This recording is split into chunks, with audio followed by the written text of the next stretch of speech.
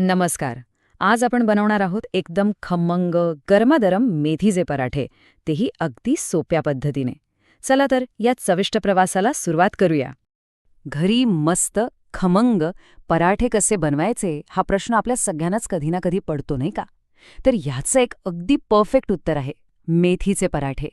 अहो, मेथीचा तो ताजा सुगंध आणि आपल्या घरगुती मसाल्यांची चव हे सगळे एकत्र आल्यावर जी काही जादू होते ना, ती आज आपण अनुभवणार आहोत. ठीक आहे, तर कुठलीही रेसिपी सुरू करण्याआधी सगळ्यात महत्त्वाचं काय, तर सगळं साहित्य एकत्र जमवणं. चला बघूया आपल्याला काय काय हवंय. तर ही आहे आपली साहित्याची यादी.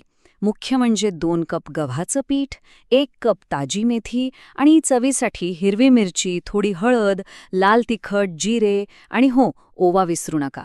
हेच तर आहेत जे आपल्या पराठ्यांना ती खास खमंग चव देणार आहेत. आणि बाकी मीठ, तेल, पाणी हे तर आपल्याकडे असतंच. बघितलं? सगळं अगदी घरातलं सोपं साहित्य आहे. आणि हो, या सगळ्या साहित्यातला आपला खरा हिरो तर ही आहे 1 कप ताजी बारीक चिरलेली मेथी. एक गोष्ट लक्षात ठेवायची, पराठ्यांचा तो अस्सल सुगंध आणि चव आहे ना, ती पूर्णपणे या ताज्या मेथीवर अवलंबून असते. त्यामुळे मेथी घेताना एकदम ताजी बघून घ्यायची. बरं, साहित्य तर जमलं. आता वळूया पुढच्या आणि सगळ्यात महत्त्वाच्या टप्प्याकडे, म्हणजे कणिक मळण्याकडे.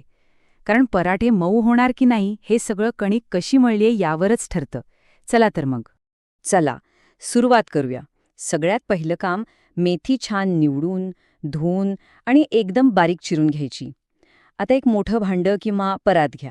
त्यात आपलं गव्हाचं पीठ, ही चिरलेली मेथी आणि सगळे मसाले म्हणजे तिखट, हळद, मीठ, ओवा सगळं एकत्र करा. आता यात घालायचे आहेत 2 चमचे तेल किंवा साजूक तूप. आणि बस, आधी हे सगळं कोरडं छान एकत्र मिसळून घ्या. आहे की नाही सोपं? आता येतो सगळ्यात महत्त्वाचा भाग, पाणी घालणं. इथे एक गोष्ट लक्षात ठेवायची, पाणी कधीच एकदम ओतायचं नाही. अगदी थोडं थोडं पाणी घालत कणिक मळायची. आपल्याला पीठ कसं हवंय, तर एकदम मऊ, पण तरीही थोडंसं घट्टसर, म्हणजे पराठे लाटताना चिकटणार नाहीत. आपली कणिक मळून झालीये, पण थांबा, लगेच लाटायला घ्यायची नाही. तिला थोडा आराम करू द्या. हो, खरंच, कणकेवर झाकण ठेवून तिला फक्त 10-15 मिनिटं बाजूला ठेवा.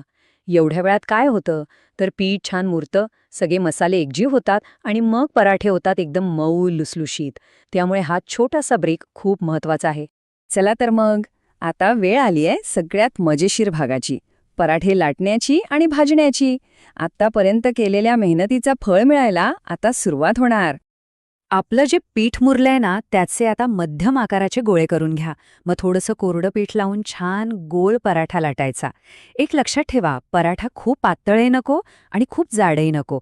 मध्यम जाडीचा पराठा एकदम मस्त लागतो. आणि आता पराठे भाजण्याची वेळ.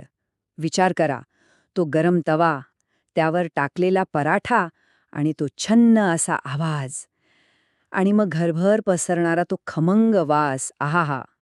पराठा भाजणं ही सुद्धा एक कला आहे. बघा, आधी तवा मध्यम आचेवर चांगला गरम होऊ द्या. मग त्यावर पराठा टाका आणि दोन्ही बाजूनी आधी थोडा थोडा भाजून घ्या. मग काय, त्यावर चमचाभर तेल किंवा तूप सोडा आणि उलथण्याने हलकंसं दाबत दोन्ही बाजूनी मस्त खरपूस भाजून घ्या. आणि पराठा कधी तयार झाला हे कसं ओळखायचं? सोपं आहे. जेव्हा दोन्ही बाजूंनी मस्त सोनेरी रंग येतो आणि तो खमंग वास सुटतो ना, तेव्हा समजायचं की आपला पराठा खाण्यासाठी अगदी तयार आहे. वाह, बघा तर, क्या मस्त दिसतात. आपले खमंग मेथीचे पराठे तयार आहेत. पण थांबा, हे असेच खायचे नाहीत. यांची मजा आणखी वाढवण्यासाठी काही गोष्टी आहेत, त्या पाहूया. हे गरमागरम पराठे आहेत ना, वाटीभर दह्यासोबत तर काय अप्रतिम लागतात. सोबत थोडा आंबट तिखट लोणचं किंवा हिरवीगार चटणी असली ना, तर मग विचारायलाच नको. आणि हो, सगळ्यात भारी म्हणजे पराठ्यावर लोण्याचा एक छोटासा गोळा. आहाहा, चव एकदम दुप्पट. तर मग नक्की करून बघा या सोप्या पद्धतीने मेथीचे पराठे आणि या गरमागरम खमंग पराठ्यांचा मनसोक्त आनंद घ्या.